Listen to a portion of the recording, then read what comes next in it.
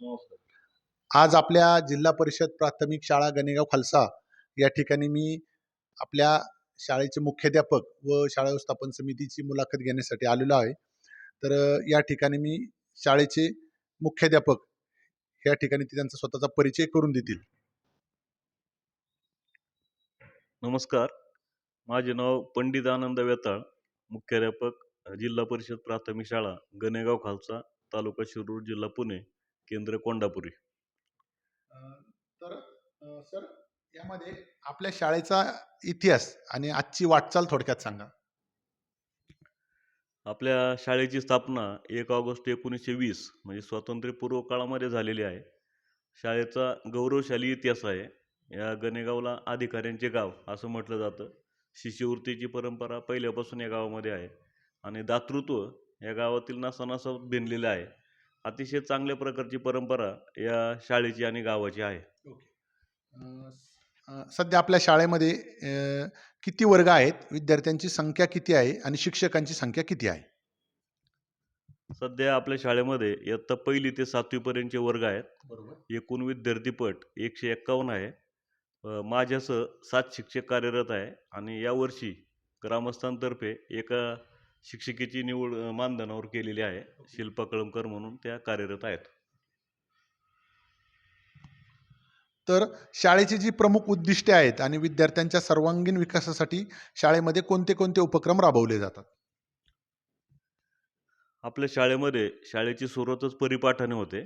अतिशय आदर्श आणि सांस्कृतिक मनोरंजन आणि अभ्यासपूर्ण परिपाठ या ठिकाणी घेतला जातो.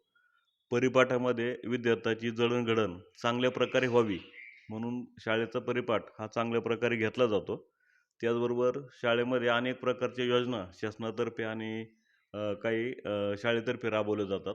त्याच्यामध्ये मोफत गणवेश आहे, मोफत पाठ्यपुस्तकं आहेत, विद्यार्थ्यांना लाभाच्या शिष्यवृत्ती योजना आहेत, मध्यान्ह भोजन योजना आहे आणि त्याचबरोबर इस्रो नासाच्या ज्या स्पर्धा परीक्षा आहेत त्या स्पर्धा परीक्षेमध्ये आपली मुलं अभ्यास पूर्ण करून भाग घेतात. जिल्हा परिषद आपले माननीय मुख्य कार्यकारी अधिकारी गजानन पाटील साहेब यांच्या प्रयत्नातून इस्रो नासा सहल आणि त्या माध्यमातून स्पर्धा परीक्षा घेतल्या जातात. शिष्यवृत्तीची परंपरा चांगली असल्यामुळे आपल्या शाळेमध्ये शिष्यवृत्तीचे 4थी आणि 7वी यावर्षी ज्यादा क्लास 1 जूनपासूनच सुरू केलेले आहेत. त्याचबरोबर प्रत्येक विद्यार्थ्याला गळ्यामध्ये आयडेंटिटी कार्ड असावं यावर्षी हा अभिनव उपक्रम राबवलेला आहे. संगणक लॅब, संगणक प्रशिक्षण सर्व मुलांना चांगलं दिलं जावं. कमीत कमी बेसिक नॉलेज तरी मुलांना असावं म्हणून संगणकाच्या नॉलेजसाठी संगणक प्रयोगशाळा आहेत, संगणक आहे. प्रत्येक वर्गामध्ये इंटरॅक्टिव्ह बोर्ड आहे, स्मार्ट TV आहेत. अशा प्रकारे डिजिटल माध्यमातून आणि सर्वांगीण गुणवत्तापूर्ण विकास शिक्षण मिळावं अशा सर्वांगीण दृष्टीने आमचे प्रयत्न चालू आहेत. Okay, okay. आपल्या शाळेमध्ये भौतिक सुविधेमध्ये वर्ग खोल्या आहेत, विजेची व्यवस्था आहे, पिण्याचं स्वच्छ पाणी आहे, स्वच्छतागृह आहे, खेळाचं मैदान आहे. याबद्दल थोडक्यात माहिती द्या. मला सांगायला आनंद वाटेल की यावर्षी आपली शाळा मॉडेल स्कूलमध्ये जिल्हा परिषदेने निवडलेली आहे. मग शाळेच्या ज्या ज्या काही भौतिक गरजा थोड्या अपूर्ण राहिलेल्या आहेत ते पूर्ण होतीलच. पिण्याची पाण्याची सुविधा 2 प्रकारे आहे. ग्रामपंचायतने एक RO प्लॅन्ट दिलेला आहे. फिल्टर पाणी मुलांना प्यायला, शुद्ध पाणी प्यायला मिळतं. त्याच्यानंतर शौचालयासाठी बाजूला एक विहीर आहे. त्या विहिरीमधून पाईपलाईन केलेली आहे. नंतर हँडवॉश स्टेशन केलेलं आहे. मुलांना हात धुण्याची सुविधा त्या ठिकाणी केलेली आहे आणि लाईटच्या बाबतीत जर केलं तर वायरिंग वगैरे थोड्या इकडं-तिकडं विस्कळीत आहेत. परंतु यावर्षी व्यवस्थापन समितीने आम्ही ती विद्युत वायरिंग सुद्धा मॉडेल स्कूलच्या माध्यमातून कन्सलिंग करणार आहोत. त्याच्यानंतर संगणक शाळा आणि अंगणवाडी याच्यावर ग्रंथालय आणि विज्ञान प्रयोगशाळा यासाठी आपण 2 रूम मॉडेल स्कूल अंतर्गत बांधणार आहोत. त्याच्यानंतर 6वी आणि 7वीच्या वर्गावर या शाळेला साधारणतः एक पाऊस वगैरे आला व ऊन वारा पाऊस यापासून सुरक्षित असं एक प्रशस्त सभागृह असावं. म्हणजे गावाची पण सोय होईल, व्यवस्थापन समितीची सोय होईल आणि आम्हाला पालक मेळावे आयोजित करता येतील. म्हणून एक चांगलं प्रशस्त सभागृह आपल्याला मिळणार आहे आणि सोलर पॅनल, विद्युतची बचत व्हावी, लाईटची बचत व्हावी, नैसर्गिक स्रोतचा वापर केला जावा म्हणून पंचायत समितीमार्फत सोलर पॅनल सुद्धा आपल्याला मिळणार आहे. सध्या विद्यार्थ्यांसाठी डिजिटल शिक्षणाच्या कोणत्या सुविधा उपलब्ध आहेत? स्मार्ट टीव्ही, प्रोजेक्टर, संगणक? आता तुम्ही सांगितले ते सर्व योजना आहेत. सर्व वर्गामध्ये स्मार्ट टीव्ही आहेत, इंटरॅक्टिव्ह बोर्ड आहेत. त्याच्यानंतर संपर्क डिव्हाइस ज्याच्यामधून अभ्यासक्रम इन्स्टॉलेशन केला जातो आणि विद्यार्थ्यांना दाखवला जातो. डिजिटल प्रकारच्या सगळ्या योजना आपल्या शाळेमध्ये आहेत. Okay, okay. शाळेचा या वर्षीचा निकाल, शैक्षणिक निकाल आणि विद्यार्थ्यांनी मिळवलेली विशेष यश कुठली आहेत? सांगायला आनंद वाटेल, की यावर्षी 4थी आणि 7वी शिष्यवृत्ती परीक्षा मागील वर्षी दुसऱ्या सत्रामध्ये डिक्लेअर केली होती. तिचा आता रिझल्ट लवकरच येतोय आणि आपल्या 7वीचे 2 ते 3 विद्यार्थी यावेळेला जिल्हा गुणवत्ता यादीमध्ये निश्चित येतील. 5वीने थोडं यश थोड्याहून आमचं गेलेलं आहे. 210 पर्यंत आमचे विद्यार्थिनी गेलेले आहेत आणि यावर्षी 4थी आणि 7वीचे चांगले प्रयत्न चालू आहेत. चालेल. ओके. विद्यार्थ्यांच्या गुणवत्ता वाढीसाठी आपले सर्व शिक्षक कोणते विशेष प्रयत्न करतात आणि आपल्या त्यांना काय सूचना असतात? स्पर्धा परीक्षा हा मुलांच्या भावी व्यक्तिमत्त्वाचा आणि भावी स्पर्धा परीक्षांचा पाया आहे. मंथनची परीक्षा खाजगी आहे, परंतु त्याची तयारी केली जाते. NSSE, अभिरूप आणि शिष्यवृत्ती परीक्षा अशा सर्व स्पर्धा परीक्षांची मुलांची तयारी सर्वांगीण व्हावी म्हणून सर्व विद्यार्थ्यांच्या पालकांसह पालक मेळावे आयोजित करून पालकांना तशा प्रकारच्या सूचना देऊन विद्यार्थी, पालक आणि शिक्षक यांचा समन्वय करून सगळ्या स्पर्धा परीक्षांची तयारी चांगल्या प्रकारे घेतली जाते. यापूर्वीच्या शाळामध्ये आपल्या गणेगाव शाळेचा नावलौकिक मोठ्या प्रमाणात आहेत. यामध्ये डफळ मॅडम असतील, सुकन्या धुमाळ मॅडम असतील, यांनी आपल्या शाळेचा नावलौकिक वाढवलेला आहे. तसंच आपलं शाळेचं नाव कायमस्वरूपी असंच पुढं अ, नावलौकिक राहण्यासाठी आपण शिक्षकांना काय सांगू इच्छिता? शाळेची जी परंपरा आहे, ती टिकवणं आमच्या सर्वांचं काम आहे आणि म्हणून आल्यावर सर्व शिक्षकांची एकत्रित सामुदायिकरित्या मुख्याध्यापक सविचार सभा घेऊन सर्वांना तेच सांगितलं, की प्रत्येकाने पहिलीच्या 1ली ते 7वी या सर्व वर्गांची जोमाने तयारी करायची आणि जी स्पर्धा परीक्षांची तुम्ही आता गौरवशाली नावं घेतली, त्याच प्रकारचे हे सर्व आमचे अनुभवी आणि तज्ञ शिक्षक आहेत. ते कुठेही कमी पडणार नाहीत आणि परंपरा ही नेहमी उत्तरोत्तर अशीच यशाच्या शिखरावर पोहोचेल, असा आमचा प्रयत्न चालू आहे. यामध्ये वसंत धुमाळ सर असतील, त्यांच्या मिसेस असतील मॅडम यांनी सुद्धा छान प्रयत्न केलेले आहेत. ते पण आम्ही या ठिकाणी पाहिलेले आहेत. तर शाळेमध्ये जी शासनाची माध्यान्ह भोजन योजना आहे, तर त्याची अंमलबजावणी आणि त्याचं स्वरूप थोडक्यात सांगा आणि कसं आहे? माध्यान्ह भोजन योजना अतिशय चांगल्या प्रकारची योजना आहे. म्हणजे जे विद्यार्थ्यांना सकाळी आई जर कामाला गेली तर लवकर डबा मिळत नाही, असे बरेचसे विद्यार्थी आपल्याकडे येतात. तर या मुलांसाठी सकस आहार योजना म्हणजे प्रत्येक आठवड्याला दर दिवसाला वेगळ्या प्रकारचा मेनू त्या विद्यार्थ्यांना दिला जातो आणि किचन सेट आपल्याकडे सेपरेट आहे. सविता गोसावी आणि योगिता गोसावी या मदतनीस आणि स्वयंपाक दोन्ही प्रकारे चांगलं काम करतात. मुलांना बरोबर 1:30 वाजता माध्यान्ह भोजन रांगेत दिलं जातं. रांगेत दिल्यानंतर एखादं जर ताट संपलं तर परत डबल दिलं जातं. दिल्यानंतर संपूर्ण स्वच्छता या दोघी पण चांगल्या प्रकारे करतात आणि विद्यार्थी मनसोक्त त्याचा आनंद घेतात. Okay, okay. तर विद्यार्थ्यांच्या वाचनासाठी अ, विद्यार्थ्यांना वाचनाची आवड निर्माण व्हावी यासाठी ग्रंथालय व इतर कुठले उपक्रम आहेत आपल्याकडे? बरोबर आहे. यावर्षी आपण संगणक लॅब आहेच, परंतु संगणक लॅबच्यावर विज्ञान प्रयोगशाळा आणि ग्रंथालय यासाठी सेपरेट खोली मागतो. परंतु आता प्रत्येक वर्गाचं ग्रंथालयाचं स्वतंत्र रजिस्टर आहे आणि शाळेचं एकत्रित रजिस्टर आहे. संगणक लॅबमध्येच आता त्या ग्रंथालयाची पुस्तकं आपण मांडलेली आहेत.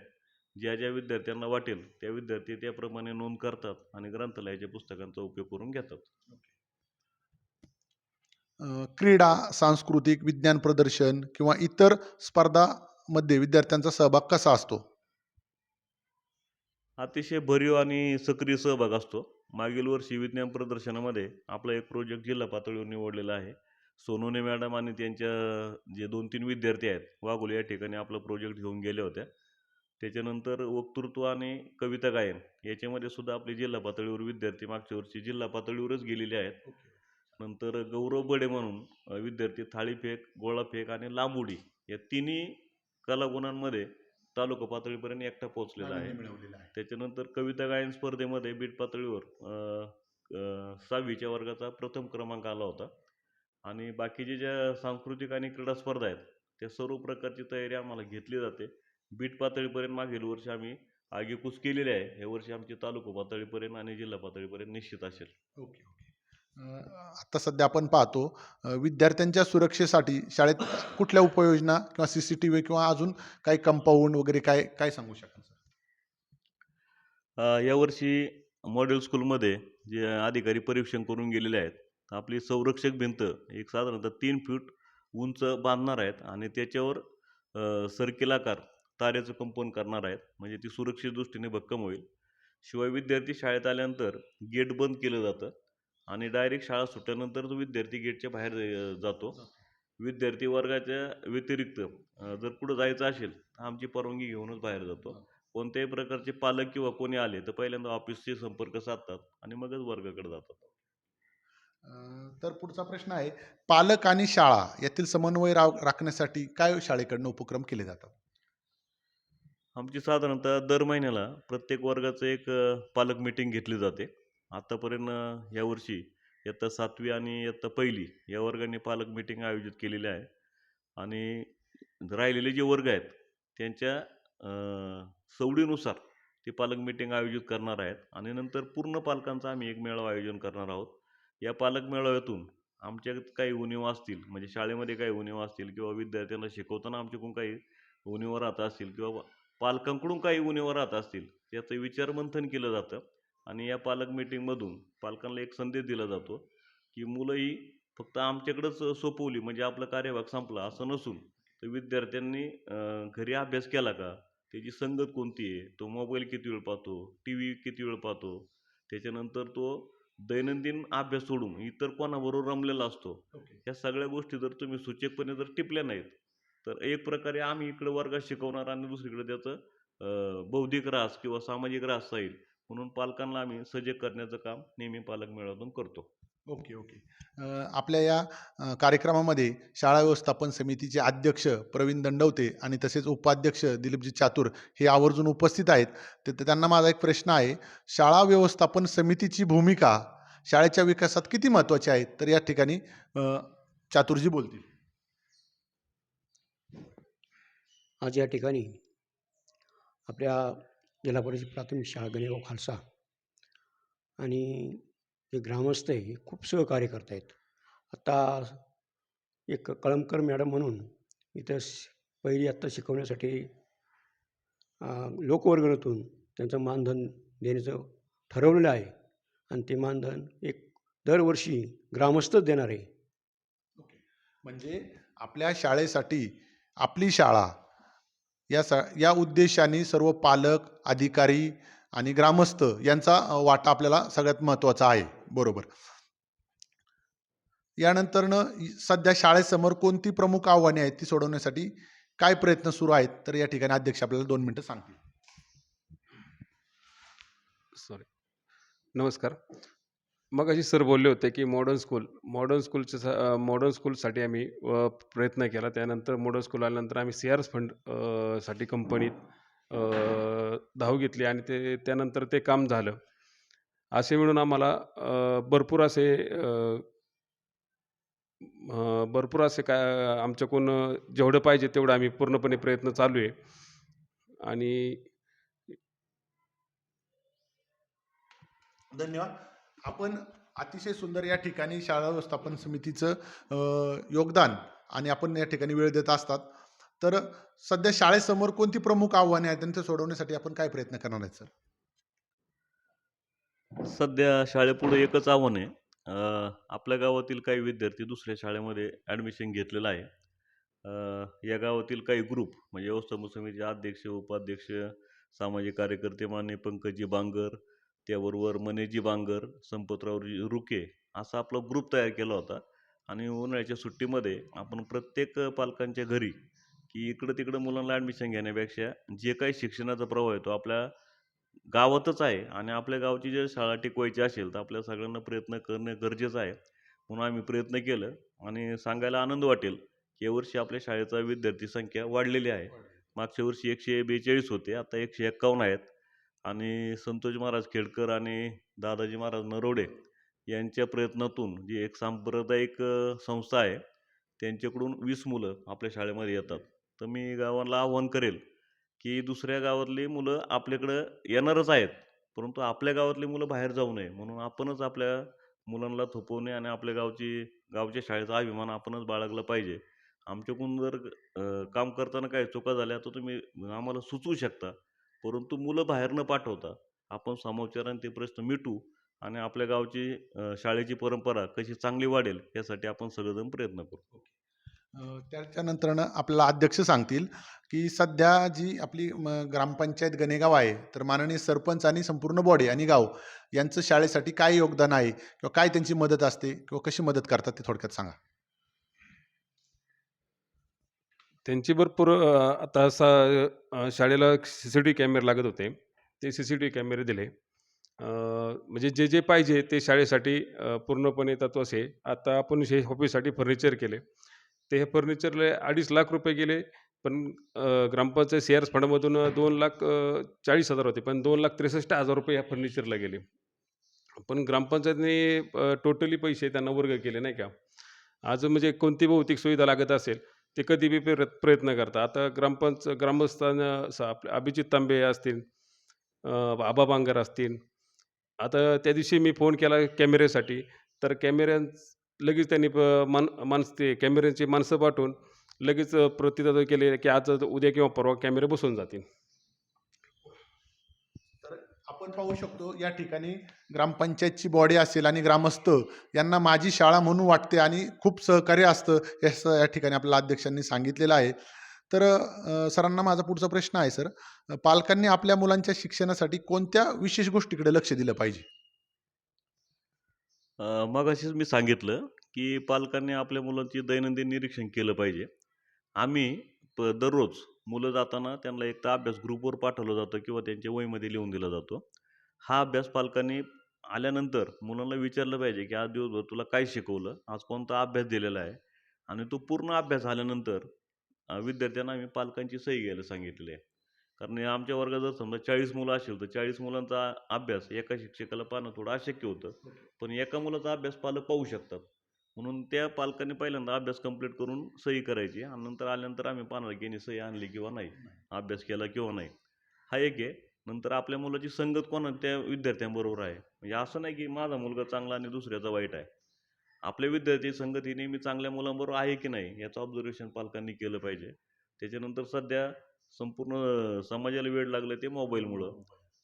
बरीचशी मुलं हे पालकांना वाटतं की मुलांनी आपल्याला त्रास नाही दिला पाहिजे. कारण पालक पण दमून आलेले असतात. का आपापल्या कामाचा व्याप असतो. आपल्याला वाटतं ते थोडा वेळ शांत बसलेली चांगली. परंतु त्यांना शांत करण्यासाठी फक्त मोबाईल देण्यापेक्षा आज अभ्यास काय केला? किंवा आज तुला कोणत्या खेळामध्ये चांगला रस वाटला? त्या खेळाविषयी माहिती विचारा. आज शाळेमध्ये आवडलेली एखादी उल्लेखनीय बाब कोणती आहे शाळेमधली ती सांगा. असं विद्यार्थ्यांबरोबर मुक्तपणे जर संवाद केला, तर उद्या भारताची पिढी अ, एकदम संस्कारक्षम आणि आधार देणारी असणार आहे. ओके. धन्यवाद. तर मी या ठिकाणी व्यवस्थापन समितीला काही प्रश्न करतो, की सध्या अ, आपल्याकडं एक अतिरिक्त शिक्षकाची नेमणूक केलेली आहे. तर त्यांचं मानधन किंवा बाकी इतरसाठी फंडिंग तुम्ही कसं उभं करणार आहेत? किंवा फंडिंगचं स्वरूप काय आहे? ग्रामस्थांचा सहभाग कसा आहे? तुम्ही त्यासाठी काय नियोजन केलं आहे? आम्ही या ठिकाणी एक अधिकारी म्हणून किंवा सेवानिवृत्त असतील अशांची एक यादी केलेली आहे. जवळजवळ 40 ते 45 लोकांची यादी केलेली आहे. सर्वांनी ₹5,000 द्यायचे कबूलही पण केलेले आहे आणि काही ठराविक लोकांनी दिलेले पण आहे. तर त्या शिक्षकाचा पगार आणि जे मुलं आमच्या शाळेत येतात ते खेडकर मळ्यातनं खंडाळच्या, त्या मुलांसाठी येण्या-जाण्यासाठी गाडी केलेली आहे. त्या गाडीचं मानधन आणि अधिक त्या शिक्षकाचं मानधन असं त्या लोकवर्गणीतून दिले जाईल. म्हणजे आपण आपली शाळा टिकवण्यासाठी, आपल्या शाळेचा नावलौकिक वाढवण्यासाठी म्हणजे आपण व्यवस्थापन समिती म्हणून शिक्षकांच्याही पाठीशी उभी आहे. बरोबर. तर ही एक अत्यंत आनंदाची गोष्ट आहे. तर मी आपल्या चॅनलच्या माध्यमातून सर्व ग्रामस्थांना विनंती करतो, की आपण या उपक्रमासाठी सर्वांनी निधी स्वरूपात भरपूर सहयोग द्यावा. जेणेकरून ही शाळा आपली आहे, आपल्या शाळेचं नाव मोठं झालं पाहिजे. तर सर मी तुम्हाला पुढचा प्रश्न विचारतोय. आपल्या शाळेची अशी कोणती वैशिष्ट्ये आहेत, ज्यामुळे पालकांनी आपल्या मुलांना आपल्या शाळेत का प्रवेश घ्यावा? यापूर्वी सांगितलं, की शाळेमध्ये मुलांना चांगली शिस्त लागावी म्हणून सुरुवातच आदर्श परिपाठाने आपण करतो. नंतर स्पर्धा परीक्षांची परंपरा चांगली टिकून राहावी म्हणून शिष्यवृत्ती आणि इतर स्पर्धा परीक्षांचे ज्यादा तास आपल्या शाळेमध्ये घेतले जातात. ज्या मगाशी जिल्हा परिषदेचा उपक्रम सांगितला इस्रोने नासाची निवड सहलीसाठी, तर त्या स्पर्धा परीक्षांची तयारी शाळेमध्ये घेतली जाते. माध्यान्ह भोजन चांगल्या प्रकारे दिलं जातं. त्याच्यानंतर मोफत गणवेश, मोफत पाठ्यपुस्तकं, आयडेंटिटी कार्ड, त्याच्यानंतर बूट आणि सॉक्ससुद्धा येणार आहेत म्हणजे गव्हर्नमेंटतर्फे. आणि त्याचबरोबर संगणक मुलांना शिकायला मिळावं. इकडे-तिकडे एम-एस-सी-आय-टीचे क्लास लावण्यापेक्षा आपल्या शाळेमध्ये मला वाटतं प्रकाश दाढेवाले यांच्या माध्यमातून काही संगणक आणि इंटरॅक्टिव्ह बोर्ड मिळणार आहेत. संगणक बेसिक नॉलेज देण्यासाठी सुद्धा कळमकर मॅडम यांची नेमणूक केलेली आहे. परंतु सध्या संगणक अवेलेबल नसल्यामुळं ते सध्या पूर्णवेळ वर्गावर शिकवतात. त्याच्यानंतर विज्ञानाची आवड लागावी म्हणून विज्ञानाची प्रयोगशाळा आपल्याकडे स्वतंत्र होणार आहे. मुलांना वाचनाची आवड हवी. मोबाईलपेक्षा मुलांनी जर पुस्तकं वाचली, तर त्यांचा बौद्धिक विकास चांगला होईल. म्हणून ग्रंथालय सेपरेट आहे आणि ग्रंथालयाचं रजिस्टर प्रत्येक वर्गानुसार केलेलं आहे. मुलांना चांगल्या चांगल्या गोष्टींची पुस्तकं त्यात खजिना म्हणून आम्ही आणलेली आहेत. त्याच्यानंतर मुलांना पाण्याची सोय किंवा कला क्रीडा, चांगल्या प्रकारची सांस्कृतिक स्पर्धा गावकऱ्यांचं आव्हान आहे आम्हाला, की मागील वर्षी गॅदरिंग झालेलं नाही. तर यावर्षी सांस्कृतिक कार्यक्रम मुलांच्या कलागुणांना वाव मिळावा म्हणून यावर्षी आम्ही गॅदरिंगचं आयोजन करणार आहोत. 15 ऑगस्ट किंवा साधारणतः दिवाळीच्या आधी पहिल्या सत्रामध्ये एक चांगल्या प्रकारची गॅदरिंग आणि सर्व मुलांच्या कलागुणांना वाव देण्याचा आम्ही प्रयत्न करणार आहोत. तर यामध्ये विशेष म्हणजे आपल्या मराठी शाळेमध्ये विद्यार्थ्यांनी प्रवेश का घ्यावा? आता आपण सध्या पाहतो, की शेजारचं जे पिंपळे खालसा गाव आहे, वाबळेवाडी आहे, कोयाळी पुनर्वसन आहेत. तर आजूबाजूची ज्या आपल्या पंचक्रोशीतून मुलं जास्त ओढा पिंपळ्याच्या किंवा कोयाळीच्या, वाबळेवाडीच्या शाळेकडे आहे. तर बाकीच्या शाळा काही कमी नाही आहेत. तर पालकांनी गावातीलच शाळेत का शिक्षण मुलांचं घेतलं पाहिजे? आणि ते कसं थोडक्यात तुम्हाला कसं सांगता येईल? जेणेकरून ते विद्यार्थी तिकडे न जाता आपल्या शाळेत कसे येतील? पहिली गोष्ट, आम्ही नवीन आलेलो आहोत. एक 6 महिने झालेले आहेत. या गावची, या शाळेची परंपरा टिकवण्यासाठी आम्ही प्रयत्नबद्ध आहोत. परंतु गावाने आमच्यावर 100% विश्वास ठेवावा. जसं आता पिंपळ्याची शाळा आहे. पिंपळ्याची शाळांची परंपरा स्कॉलरशिपची आहे. नवीन आलेले शिक्षक त्याप्रमाणे परंपरा सुरू करतात. परंतु मागील वर्षी टोटल 8 पैकी 6 शिक्षक डायरेक्ट नवीन बदलून आलेले आहेत. त्यामुळं गावकऱ्यांना अजून आमचा अनुभव नाही. परंतु मी त्यांना जाहीर आवाहन करतो, की तुमची शिष्यवृत्तीची परंपरा आमचे सगळे शिक्षक हे अखंडपणे चालू ठेवतील. शिवाय आपल्या शाळेचं माध्यम हे मराठी माध्यम आहे. पुढील वर्षी संपूर्ण 1ली ते 7वी चे वर्ग आपण सेमी माध्यमातून करणार आहोत. यावर्षी पुस्तक मागणी न केल्यामुळं आपल्याला ते घेता आलं नाही. पण पुढच्या वर्षी 1ली ते 7वी हे सर्व वर्गांना सेमीचं आपण शिक्षण देणार आहोत. तर आता शाळा म्हटलं, की या ठिकाणी राजकीय जी लोकं असतात, तर त्यांचं योगदान कसं आहे? तर म्हणजे त्यामध्ये जिल्हा परिषद सदस्य असेल, पंचायत समिती सदस्य असतील, ग्रामपंचायतचे सरपंच महोदय असतील किंवा बॉडी असेल किंवा आमदार, खासदार. सध्या तुम्ही काय सांगू शकाल, की त्यांच्याकडनं तुम्हाला कसं मदत मिळते? सध्या हे सर्व अधिकारी आणि पदाधिकारी हे शाळेसाठी पॉझिटिव्हच आहेत. मॉडेल स्कूलची निवड झाली त्यावेळेला आपल्या जिल्हा परिषद सदस्य माननीय स्वातीताई पाचुमकर, सागर भाऊजी देवकर पंचायत समिती सदस्य, पंचायत समितीचे आणि जिल्हा परिषदेचे सर्व बांधकाम विभागाचे अधिकारी हे संपूर्ण आपल्या शाळेचं परीक्षण करून गेले. आणि सांगायला अभिमान वाटेल, की ताईंनी त्यांना स्वतः सांगितलं, या शाळेला तुमच्या जिल्हा परिषदकडून फंडातून जेवढं काही देता येईल तेवढं द्या. आणि जे काही कमी पडेल ते मला स्वतः सांगा. मी या शाळेला 100% देणार आहे. नंतर अध्यक्ष आणि उपाध्यक्ष, गावातील सर्व ग्रामस्थ त्यावेळेला मीटिंगला होते. जे जे काही कमी पडेल ते देण्याची ग्वाही ग्रामस्थांनी पण दिलेली आहे आपल्याला. ओके. तर काही दिवसापूर्वी पंचायत समितीचे माननीय उपसभापती रामभाऊ सासवडे साहेब यांनी या ठिकाणी भेट दिली होती. तर त्याबद्दल थोडक्यात त्यांचा अनुभव किंवा तुम्हाला काय वाटलं ते सांगा थोडक्यात? अधिकारी आणि पदाधिकारी एका दृष्टीने शाळेचे मित्र असतात. तर ज्यावेळेला आपले पंचायत समिती उपसभापती माननीय रामभाऊजी सासवडे या ठिकाणी आले, तर आम्हाला अतिशय म्हणजे आनंद वाटला, की ते एका मित्राप्रमाणे त्यांनी आम्हाला ट्रीट केलं. कोणत्या प्रकारे मी एक उपसभापती आणि असं करा नाही. एक आले आणि एका सामान्य माणसासारखे. मी तर माझ्या दुसऱ्याच कामामध्ये होतो. आलेलं पण माहीत नाही. परंतु बसले शांत आणि सगळ्यांना आल्यानंतर व्यवस्थित मीटिंग घेतल्यानंतर त्यांनी सांगितलं, की ह्या पूर्ण पंचवार्षिकमध्ये तालुक्यातील ज्या शाळांना जे काही कमी पडेल, ते मला हक्काने मागा. मी तुम्हाला त्या दुसऱ्याच दिवशी ते पूर्ण करेल. यावर्षी राज्य शासनाचा जी-आर आहे की 100%च्या 100 पटाच्या पुढल्या ज्या शाळा आहेत, त्या शाळांना स्वच्छता कर्मचारी ग्रामपंचायतमधून शिपाईची नेमणूक व्हावी. तर त्यांनी तो मुद्दा लावून धरला. मी म्हणले बी.डी.ओ साहेबांना पण मी स्वतः फोन करेल आणि आमच्यासमोर ग्रामस्थांना ग्रामपंचायतच्या अधिकाऱ्यांना सांगितलं की या ठिकाणी शिपाई नेमणूक करायला काय हरकत नाही. तर अशा प्रकारे सर्वांचा पाठिंबा आहे. कमी पडतो फक्त पालक. तर पालकांनी त्यांच्या भूमिका जर व्यवस्थित ओढवल्या आणि आमच्यावर म्हणजे आमची जी कर्तव्य आहेत आम्ही जर पार पाडली, तर निश्चितच शाळेचा विकास चांगला होईल. धन्यवाद सर. यानंतरनं शेवटचा प्रश्न आहे. गावातील पालक असतील, विद्यार्थी असतील, आजी-माजी विद्यार्थी संघ असेल, पदाधिकारी असतील, तर आणि नागरिकांसाठी आपण कोणता प्रेरणादायी संदेश द्याल किंवा काय सांगाल थोडक्यात? सर्वांसाठी एकच संदेश आहे की माझी शाळा माझा अभिमान, माझा गाव माझा अभिमान. आपल्या गावची शाळा जर आपल्याला चांगली टिकवायची असेल, आपल्या गावातील जर उद्याचे भावी नागरिक चांगले घडवायचे असेल, तर आपण सगळ्यांनी मिळून एकत्र प्रयत्न करायला हवेत. फक्त एका शिक्षकांचे प्रयत्न आहेत आणि त्यांनी ते सगळं केलं पाहिजे, अशी बघ्याची भूमिका घेण्यापेक्षा मी काय योगदान देऊ शकतो, अशा सगळ्या प्रकारचं योगदान प्रत्येकाने शाळेसाठी दिलं पाहिजे. त्या दृष्टीने निश्चितच आपल्या शाळेचा विकास चांगला होईल. धन्यवाद सर आणि अध्यक्ष.